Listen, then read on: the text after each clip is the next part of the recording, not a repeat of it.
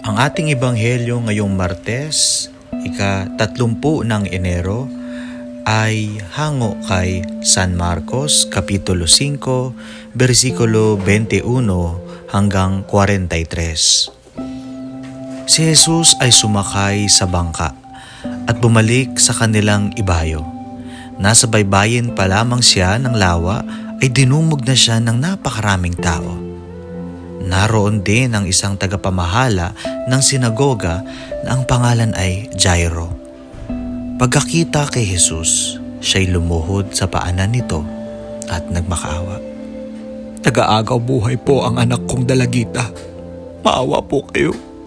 Sumama kayo sa akin at ipatong ninyo sa kanyang inyong mga kamay upang siya ay gumaling at mabuhay.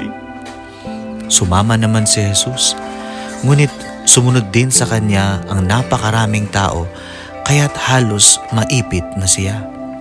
Kasama rin doon ang isang babaeng 12 taon nang dinudugo.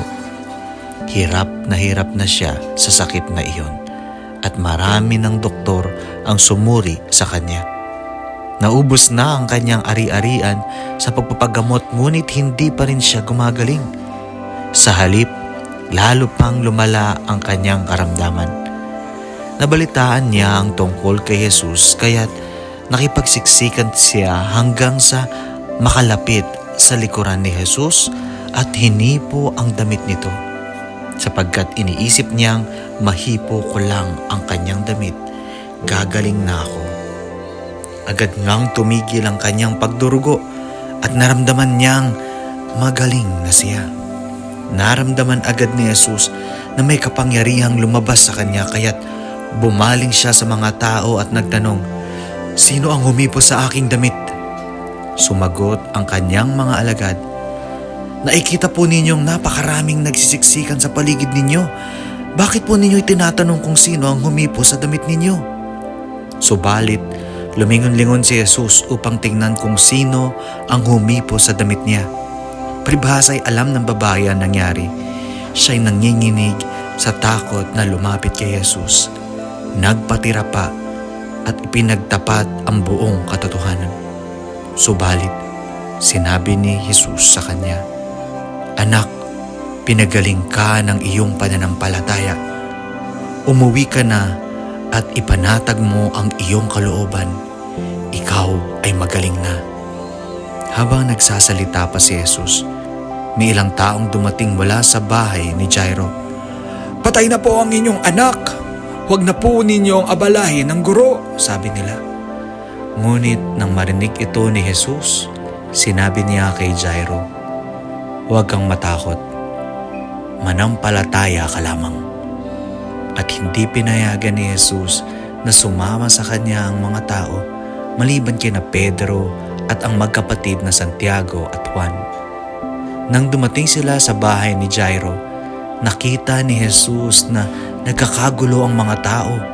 May mga nag-iiyakan at nanananghoy. Pagpasok niya ay kanyang sinabi, "Bakit kayo nagkakagulo at nag-iiyakan? Hindi patay ang bata. Siya ay natutulog lamang." Dahil sa sinabi niya, pinagtawanan siya ng mga tao. Subalit pinalabas niya ang lahat maliban sa 3 alagad at sa mga magulang ng bata, at pumasok sila sa kinaroroonan ng bata.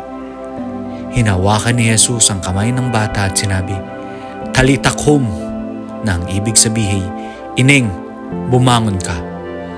Noon day bumangon ang bata at lumakad, at labis na namangha ang lahat. Ang batang ito'y 12 taon gulang na. Mahigpit na ipinagbili ni Jesus na huwag nilang sasabihin kanino man ang nangyari. Pagkatapos, iniutos niyang bigyan ng makakain ang bata. Ang mabuting balita ng ating kaligtasan.